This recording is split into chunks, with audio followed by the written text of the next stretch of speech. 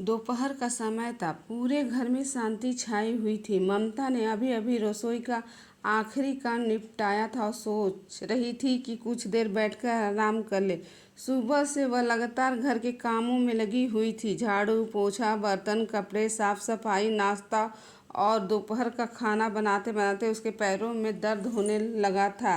तभी किचन की ओर आती हुई भावना की आवाज़ सुनाई दी। भाभी, जरा इनके लिए पनीर के पकौड़े बना देना और साथ में वो इमली की खट्टी मीठी वाली चटनी भी ज़रूर बनाना, क्योंकि सॉस इन्हें पसंद नहीं है। भावना की बात सुनकर ममता ने हल्की मुस्कान के साथ कहा, ठीक है दीदी, मैं बना दूंगी। हाँ भाभी, और थोड़ा जल्दी बनाना, इनका खाने का बहुत मन हो रहा। इतना कहकर भावना वहाँ से चली गई। उसके जाते ही ममता ने गहरी सांस ली और मन ही मन बड़बड़ाने लगी, हे भगवान, कितना काम करूँ मैं। इस घर के काम कभी ख़त्म क्यों नहीं होते। सुबह से झाड़ू पोछा, बर्तन, कपड़े, साफ सफाई, सुबह का नाश्ता, दोपहर का खाना, सब कुछ बनाकर खिलाने के बाद बर्तन धोकर किचन साफ करके अभी अभी तो फ्री हुई हूँ। तभी नंदोई जी का मन पनीर पकौड़े खाने का हो गया। इनके तो खाने का कोई टाइम ही नहीं होता।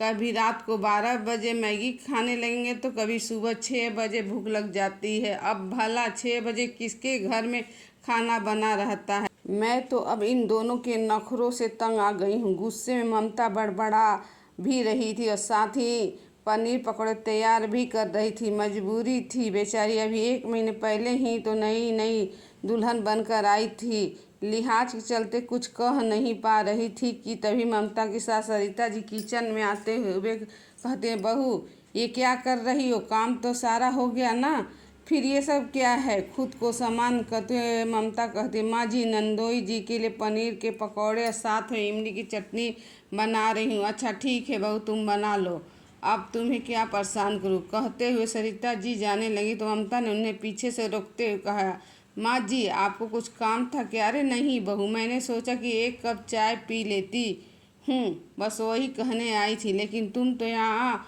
खुद ही बहुत व्यस्त हो। एक काम करो, तुम अपना काम करो और मैं शाम को चाय पी लूँगी। सास की बात सुनकर ममता ने कहा, नहीं माँ जी, मैं बनाती हूँ ना चाय, आप बैठिए, मैं आपके लिए अभी चाय बनाकर लाती हूँ। और वैसे भी चाय तो बनानी ही पड़ेगी ना, क्योंकि नंदोई जी को पकौड़े के साथ चाय भी चाहिए होती है। ममता की बात सुनकर सरिता जी चली गई। थोड़ी देर बाद ममता पनीर के पकौड़े, इमली की चटनी और चाय लेकर आती है। पकौड़े खाते ही भावना का पति अमन कहता है, अरे भावना, आज तुम्हारी भाभी पकौड़े बनाने का मन ही नहीं था क्या। आज पकौड़े में कोई स्वाद ही नहीं है। ऐसा लग रहा है कि बड़ी ही मजबूरी में तुम्हारी भाभी ने पकौड़े बनाए हैं। बस पति के मुंह से इतना सुनते ही भावना गुस्से में बोली, सही कह रहे हो जी आप, देख लिया ना कैसी है मेरी भाभी। अरे इनके यही नखरे हैं। वैसे तो ये घर के सारे काम करती हैं और बैठे बैठे चीज़ें सामान की बर्बादी करती हैं और मेहनत से कमाए हुए मेरे भाई और पापा के पैसों की बर्बादी करती हैं। और अगर मैं इन्हें कभी कुछ कहूँगी तो मुंह फुलाकर बैठ जाएंगी। फिर से पकौड़े थोड़ी ना बनाने वाली है। हाँ भावना, ये बात भी सही है। चलो छोड़ो, जाने दो। एक काम करो, अब मुंह का स्वाद तो खराब हो ही चुका है। तुम अपनी भाभी को जाकर बोल दो कि शाम को मेरे लिए मंचूरियन और चाउमीन बनाकर रखें। और हाँ, सबसे ज़रूरी बात, आज टीवी पर आईपीएल आने वाला है। आज शाम को ना तो तुम्हारी भाभी का इस टीवी पर सास बहू का सीरियल चलेगा और ना ही तुम्हारा ड्रामा चलेगा तो बस मेरा मैच। हाँ हाँ, क्यों नहीं, ये भी भला कोई पूछने वाली बात है। आपका घर है, आपकी टीवी, आपकी मर्जी, जो मर्जी करे देखिए, किसकी हिम्मत है जो आपको रोके। भावना की बात सुनकर अमन खुशी से झूम उठा। हाँ, ये भी सही कहा तुमने, यहाँ तो मेरे आगे किसी की बोलती ही नहीं निकलती है। दामाद होने का यही तो मज़ा है। जो मर्जी चाहे खाओ, जो मर्जी चाहे पियो, जैसी मर्जी चाहे रहो, कोई कुछ कहने वाला ही नहीं है। अच्छा ठीक है भावना, सुनो, एक काम करो, तुम्हारी भाभी के पकौड़े तो बेस्वाद निकले, मेरे मुंह का स्वाद खराब हो गया। तुम अपनी भाभी को बोल कर मेरे लिए एक बढ़िया कड़क कॉफ़ी बना लो। ठीक है जी, मैं भी बनवा कर लाती हूँ, कहते हुए भावना चली गई। सरिता जी सीढ़ियों के पास खड़ी दामाद और बेटी की बातें सुन रही थी। दामाद की बातें सुनकर गुस्सा तो उन्हें बहुत आ रहा था, लेकिन इतनी मजबूर थी कि कुछ कह ही नहीं पाती थी। आखिर थे तो वो घर के दामाद, लेकिन मन ही मन सरिता जी अपनी भड़ास जोड़ू निकाल रही थीं। जाने कब ये अपने घर जाएंगे। ऐसा निठल्ला दामाद तो मैंने कभी देखा ही नहीं। पूरे 10 दिन हो गए हैं आकर ससुराल में बैठे हैं, काम धंधा सब छोड़कर। ना घर की चिंता, ना परिवार की चिंता, ना नौकरी की चिंता, और ना ही माँ बाप की। तभी तो इसके माँ बाप मुझे फूटी आंखें नहीं देखना चाहते। उन्हें लगता है कि मैं उनके बेटे बहू का घर बर्बाद करूं, लेकिन उन्हें कौन समझाए कि मैं खुद नहीं चाहती कि ये दोनों यहीं धरना देकर बैठे रहे। और वैसे भी दामाद को क्या ही कहूँ, जब मेरा खुद का ही सिक्का खोटा है। मेरी अपनी ही बेटी की शादी को 1 साल हो गया, लेकिन 1 साल में कभी 1 महीना भी वो अपने ससुराल में नहीं टिकती। आए दिन पति के साथ भागकर मायके में ही रहती। मेरा ऐसा रिश्ता है कि ना तो मैं इन्हें यहाँ से जाने के लिए बोल सकती हूँ और ना ही कुछ कह सकती हूँ। मेरी इसी चुप्पी के चलते बदनामी मेरी ही हो रही है। मेरा तो दोनों तरफ से नुकसान हो रहा है। बेटी दामाद के साथ साथ बहू बेटे का घर भी बर्बाद हो जाएगा। क्या करूं मैं इन दोनों का, कैसे समझाऊं इन्हें, कैसे इन्हें इनकी जिम्मेदारी का एहसास दिलाऊं। 1 महीना पहले आई मेरी बेचारी बहू, वो तो कुछ बोलती ही नहीं है, लेकिन आखिर कब तक चुप रहेगी। सरिता जी बेटी दामाद की हरकतों से बहुत परेशान थी। इधर ममता पकौड़े और चाय देने के बाद सारे बर्तन समेट कर किचन साफ करके अपने कमरे में 5 मिनट के लिए लेटने जाती है, क्योंकि सुबह से खड़े खड़े उसकी कमर में दर्द होने लगा था। तभी उसकी माँ का फ़ोन आ गया। ममता अपनी माँ से फ़ोन पर बात कर ही रही थी कि भावना उसके कमरे आकर बोली, लो भाई ये तो यहाँ। भाभी ये क्या है, दिन भर जब देखो तब आप फ़ोन में ही लगी रहती हैं, कभी फ़ोन से हटकर कुछ और भी देख लिया करिए। खैर छोड़ो, क्या फ़ायदा आपको समझाने का। मैं बस इतना पूछने आई हूँ कि शाम को खाने में क्या बनाओगी आप। माँ का फ़ोन हुए ममता ने कहा, दीदी शाम को क्या बनेगा, आपको तो पता है ना, आपके भैया पापा जी को और माँ जी को शाम को दाल ज़रूर चाहिए होती है। इसलिए मैं सोच रही हूँ कि शाम को दाल चावल रोटी सब्जी सलाद और रायता ही बना दूँ। क्या दाल चावल रोटी सब्जी? ना बाबा ना, आप बनाइए अपने ससुराल वालों के लिए दाल चावल रोटी सब्जी, लेकिन आपके नंदोई जी को ये सब नहीं खाएंगे। आप अपने नंदोई जी को ऐसा सादा खाना खिलाओगी? भाभी आपके यहाँ दामाद की इज्जत नहीं होती होगी, लेकिन हमारे यहाँ दामाद की बहुत इज्जत होती है। दामाद को भगवान माना जाता है, उनकी सेवा की जाती है। दीदी मैं आपकी बात समझती हूँ, लेकिन रोज़ रोज़ ऐसा खाना तो नहीं खाया जा सकता ना।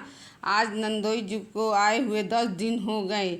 इन 10 दिनों से ऐसा ही खाना बन रहा है। अच्छा तो तुम अब दिन भी गिनने लगी हो? तुम्हारी इतनी हिम्मत हो गई है कि तुम दिन गिन रही हो? 10 दिन रहे, 10 महीने रहे, 10 साल रहे, तुम होती कौन है ये बोलने वाली?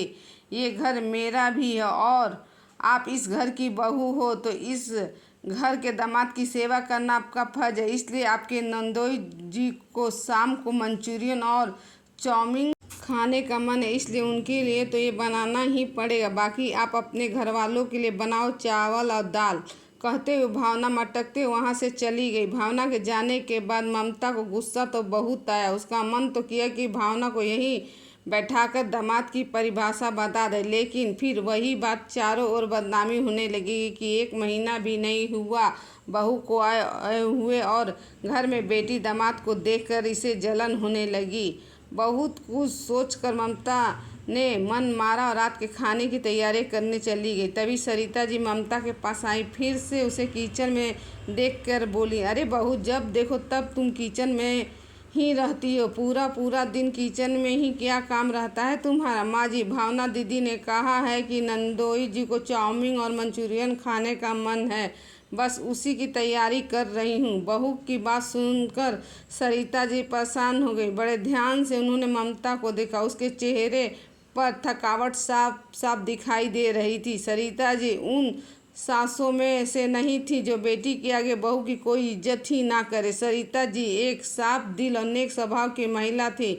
उन्हें दुश्मन का दुख भी बड़ी आसानी से दिखाई दे जाता था। फिर ममता तो उनकी अपनी बहू थी। कुछ सोचते हुए सरिता जी ने ममता से कहा, बहू मुझे तुमसे कुछ बात करनी है। हाँ माँ जी कहिए, कुछ चाहिए था क्या आपको? नहीं बहू, मुझे बस तुम्हारी मदद चाहिए। देखो बहू, मैं उन सासों में से नहीं हूँ जो बेटी के सिर पर और बहू को पैरों तले दबा कर रखे। मुझे अपने बेटे बहू की गृहस्थी के साथ साथ बेटी दामाद की गृहस्थी की भी चिंता है। अगर ऐसा ही चलता रहा तो ना तुम इस घर में खुश रह पाओगे, ना ही मेरी बेटी की गृहस्थी बस पाएगी। देखो बहू, मेरी बात ध्यान से सुनो। मैं माँ हूँ। अगर मैं भावना को समझाऊंगी या कुछ कहूँगी तो उसे बुरा लगेगा, लेकिन तुम भाभी हो। ननद भाभी का रिश्ता ही ऐसा होता है जिसमें नोक झोंक होती रहती है। मैं क्या कह रही हूँ कि तुम कुछ दिनों के लिए अपने मायके चली जाओ। अगर तुम मायके चली जाओगी तो ये दोनों अपने आप ही चले जाएंगे, क्योंकि फिर इनकी फरमाइशें पूरी करने वाला कोई नहीं रहेगा और मैं भी कोई ना कोई बहाना ही बना दूंगी। सास की बात सुनकर कुछ सोचते हुए ममता ने कहा, माँ जी अगर मेरे मायके जाने से ये लोग वापस अपने घर चले गए तो मुझे कोई एतराज़ नहीं है, मैं चली जाऊंगी। लेकिन आप ही सोचिए, जैसे ही मैं वापस आऊंगी क्या गारंटी है कि ये लोग फिर से वापस नहीं आ जाएंगे। माँ जी इस समस्या को हमें जड़ से ख़त्म करना है। इसका इलाज हमें अस्थाई करना होगा। अगर आपको बुरा ना लगे तो मैं कुछ और बताऊं? हाँ बहू बोल, बस मुझे इस कलंक से बचा ले, क्योंकि दामाद जी के माँ बाप इन सब का जिम्मेदार मुझे ही मानते हैं। उन्हें लगता है कि मैंने उनके बेटे बहू को उनसे छीन लिया है। अब उन्हें कौन बताए कि उल्टा बेटा खुद यहाँ आकर ज़बरदस्ती बैठा है और न जाने का नाम ही नहीं ले रहा है। दामाद है, भगा तो नहीं सकती ना। सास की बात सुनकर कुछ सोचते हुए ममता ने कहा, माँ जी अगर मैं मायके भी जाऊंगी तो बहुत होगा 10 दिन के लिए जाऊंगी। नई नई शादी हुई है, इससे ज़्यादा मायके जाकर रहूंगी तो वहाँ भी लोग बातें बनाने लगेंगे और यहाँ दीदी को भी लगेगा कि 10 दिन में ही भाभी वापस आ जाएंगी। क्या पता वह ना जाए। लेकिन अगर हम इनके साथ कुछ दिनों के लिए किराए का मकान लेकर राहुल के ऑफिस के पास रहने लगे तो दीदी को लगेगा कि हम हमेशा के लिए वहाँ शिफ्ट हो गए हैं। फिर दीदी यहाँ कितने दिन रहेंगी और कितने दिन जीजा जी को बिठाकर उनकी फरमाइश पूरी करती रहेंगी। मुझे तो नहीं लगता कि वह जीजा जी को ऐसे बैठाकर तरह तरह के पकवान बनाकर खिलाएंगी। इसलिए मजबूरी में उन्हें जाना ही पड़ेगा और इन दोनों के जाने के बाद हम लोग वापस आ जाएंगे।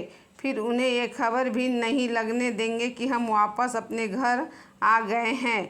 इससे दीदी भी आराम से अपने ससुराल में रहेगी और मैं भी अपने ससुराल में रहूँगी। बहू की बात सुनकर कुछ सोचते हुए सरिता जी मुस्कुरा कर बोली, वाह बहू क्या दिमाग लगाया है तुमने। इससे तो सांप भी मर जाएगा और लाठी भी नहीं टूटेगी। यही सही। एक काम करो, अगले ही दिन तुम दोनों यहाँ से जाने की तैयारी करो, बाकी मैं देख लूँगी। अगले दिन सुबह सुबह ममता अपना सारा सामान पैक करके राहुल के साथ जाने लगी तो हैरानी से भावना ने कहा, माँ ये भाभी कहाँ जा रही? अरे बेटा वह क्या है ना, तेरे भैया का ऑफिस इतना दूर पड़ता है कि उसे आने जाने में बहुत दिक्कत होती है, रात भी हो जाती है, इसलिए उसने अपने ऑफिस के बगल में ही एक किराया का कमरा ले लिया है। अब यह दोनों वहीं रहेंगे। क्या माँ, इतनी भी दूर नहीं है भैया का ऑफिस कि उन्हें किराए का कमरा लेने की जरूरत पड़ जाए? और यहाँ का क्या होगा माँ, आप यहाँ अकेले कैसे सब कुछ करोगी?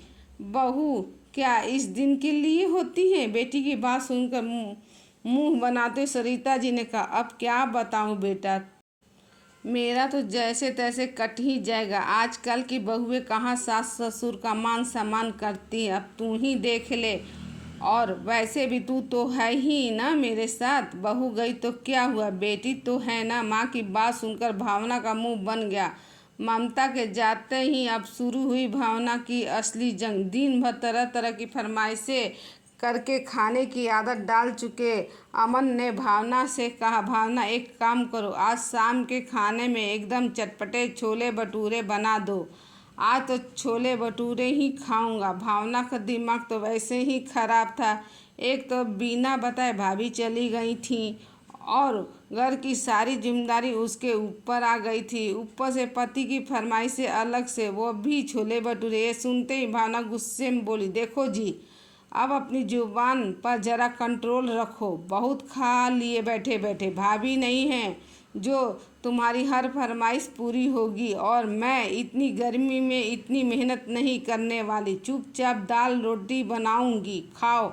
अब कल सुबह सुबह ही अपने घर चलो, वहाँ जाकर अपनी ड्यूटी ज्वाइन करो, क्योंकि घर बैठे बैठे दिन भर तुम्हें भूख लगी रहती है और मेरे बस की बात नहीं है तुम्हारी हर फरमाइश पूरी करना। इतना कहकर भावना पैर पटकते किचन में चली गई और दाल रोटी बनाने लगी। इधर सरिता जी मुंह लटकाकर अपना पैर पकड़कर बैठी हुई थी और कह रही थी कि उनके पैरों में दर्द हो रहा है, जिससे घर का सारा काम बेचारी भावना के ऊपर आ पड़ा।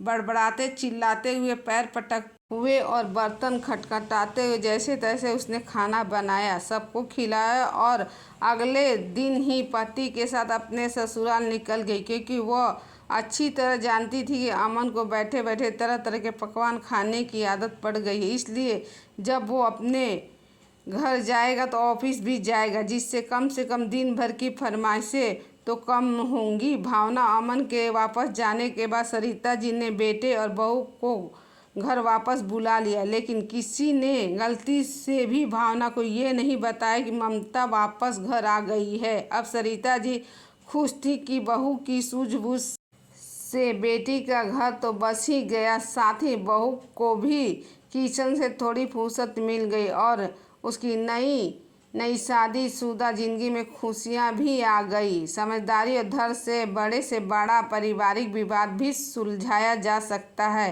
रिश्तों को निभाने के लिए केवल अधिकार नहीं बल्कि जिम्मेदारियों को समझना भी बहुत जरूरी होता है। आपके इस कहानी पर क्या विचार है, कमेंट करके ज़रूर बताइए।